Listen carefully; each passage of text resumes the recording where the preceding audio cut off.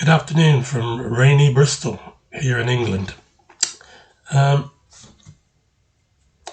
going to bring you a league match now. It's from 2018. In fact, it was the 30th of October 2018. I was playing for Horfield Chess Club at the time, I think. And my opponent was a Romanian player named Horia Bogdan. I think he may have been studying at university at the time because he was playing for Bath Chess Club, and they do get players who are from the Bath University playing for them. He only played a couple of seasons and then he was gone, which is the usual case with the students. But he's a very strong player. In the old ECF ratings, he would have been 178, which is an ELO rating, that would be 2035. I was around 152, so I was 1840 in the ELO. So he was a lot higher than me, almost 200 points. So this is a tough game, tough one for me. Let's see how it goes. I have the white pieces in this game. So I opened with e4 and my opponent opened with e5 in return. Knight f3, knight c6, knight c3, knight f6. So we have what's known as the four knights opening. But here I'm playing a little bit different. I'm playing what's called a Gleck system, G-L-E-K, Gleck system with g3 to finish out with the bishop. He played bishop c5, bishop g2, a3, castles, knight takes pawn. Now this isn't a sacrifice because after knight takes I played d4. So it's just a bit fancy if you like, but it's effective, it does things. So he went back bishop to d6 so that after pawn takes knight he can play pawn takes, bishop takes pawn. Now I brought the queen up to d3 because he may go bishop takes knight and I don't want my pawns doubled at this stage.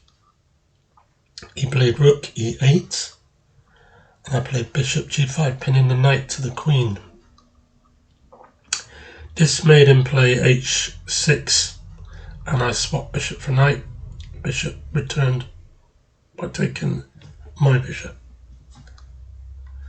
Now I played knight d1 because I want to get it on the e3 square and also play c3 so that I've got a buffer against that fianchetto bishop, what will be fianchetto bishop in a minute. So d6, c3, rook b8, preparing to push with those pawns on that side, which was my plan. And he played g6, f4 and bishop at g7. So there's the fianchetto I was talking about. So Stockfish is giving me a slight plus actually, 0.5, which is quite nice because I've got more space at the moment. Rook to d1. Excuse me. So rook on a to d1. Black played bishop d7. Rook f2. Bishop into c6.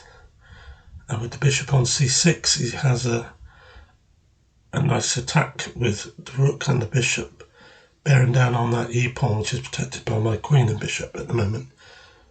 So I felt it wise to play knight to d5 here, hoping to get the bishop for the knight. He's not interested in swapping it, so he's gone.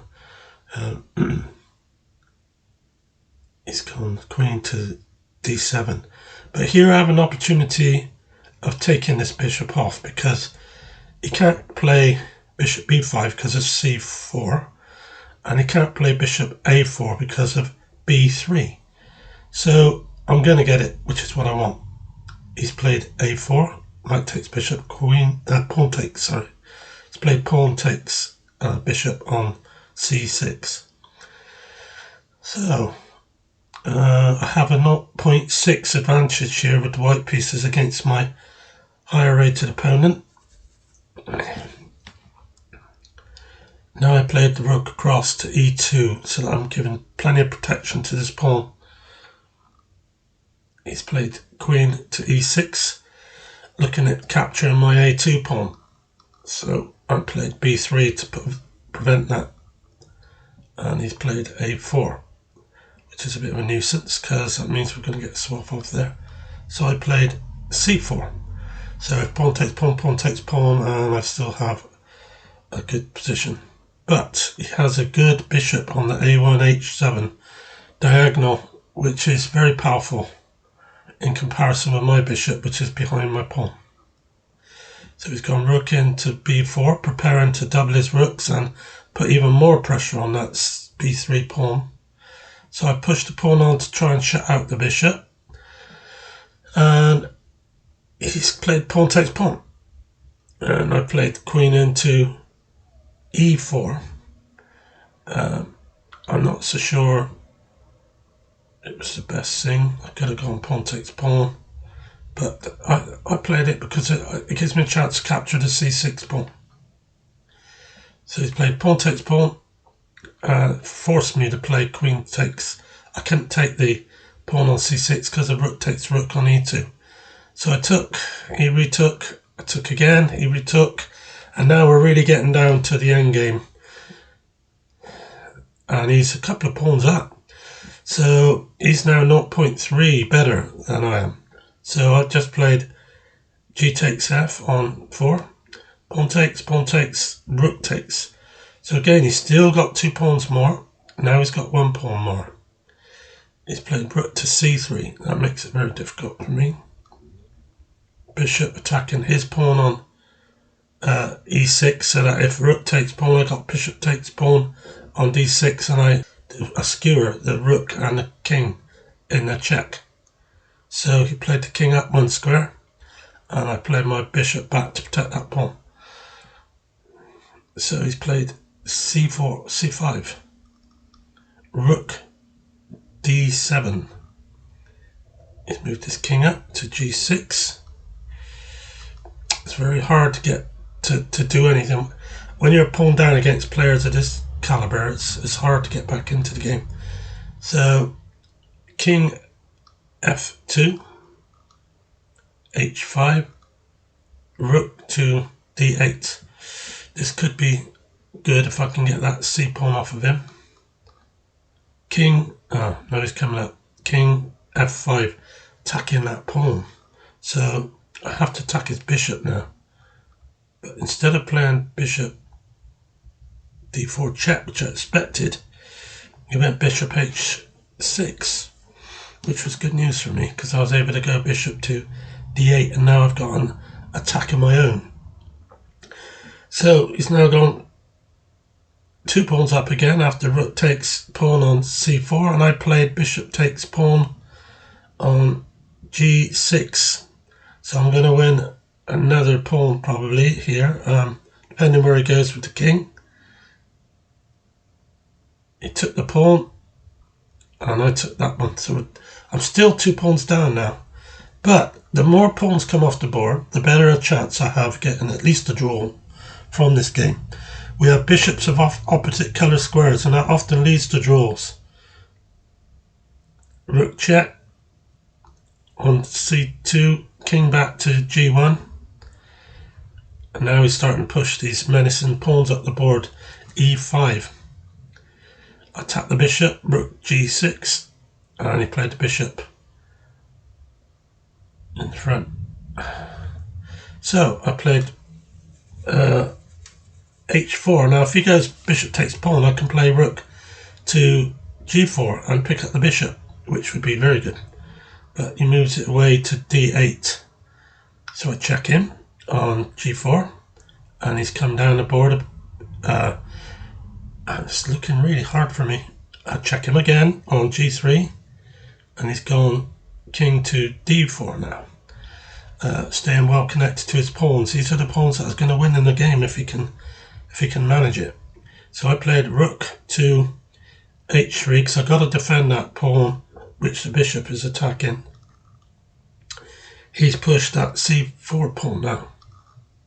So I've gone bishop attacking his rook on c2 by playing bishop g6. He's played rook to c3. He'd like to swap the rooks off here, but I can't allow him to do that in that situation. So I've gone rook back to h2 because I've still got to keep hold of that pawn. So what he does is he's played rook to g3, and he's going to win my bishop unless I intervene with my rook, which is what I did. So now they're off, and he takes that pawn. He's got only a 0.3 advantage. So it's hard to say that he's done anything wrong in this game, but you would think with those two passed pawns this would be an easy win, but it's not, because it's getting the white squares. I have control of the white squares. So I move my king up so that he can't play e4 because I'll just take it. So he's pushed on with his c pawn. I must get my king over to there so he can't get to it, to the c1 square. Now he's pushed the other one, e4, king d1. Now as long as I got those there, I can definitely stop one pawn, and with the bishop I should be able to stop the other, because if he's left with a king and a bishop, it's a drawn game. So he's gone bishop down to f2.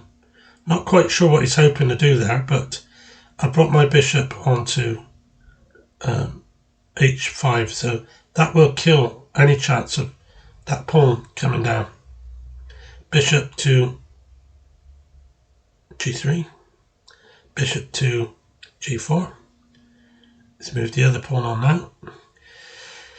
And if I wanted to play bishop back to e2, that would probably be drawn, so I don't need to do that though. I'll just go back with bishop to h5. He's moved the king down now to d3, and I played bishop g5. I can even check him and make his king go back, so I've got a drawn position here now. So my opponent played king e4, and after I moved my bishop, next move I asked him if he wanted to draw, and he accepted. But he was very reluctant to do so. He said he felt there was a win there and he missed it, but I don't know, I was too involved with trying to just defend. Maybe there was a win, but I can't see it.